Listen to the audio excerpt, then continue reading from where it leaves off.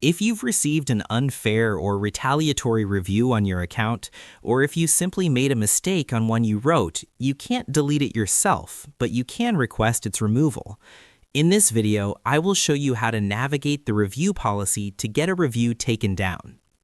To begin, log into your Airbnb account, click on your profile icon and select Help Center. Scroll to the bottom and click on the Contact Us button. If you want to remove a review you wrote, Airbnb policy states that the person who wrote a review always has the right to request its removal. You don't usually need a specific policy violation for this. You just need to contact support via chat or phone and ask them to take it down. Once a review is removed, it cannot be edited or republished, and the star rating will no longer affect the account or listing.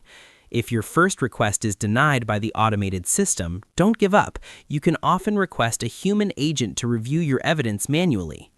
That's how you remove a review on Airbnb.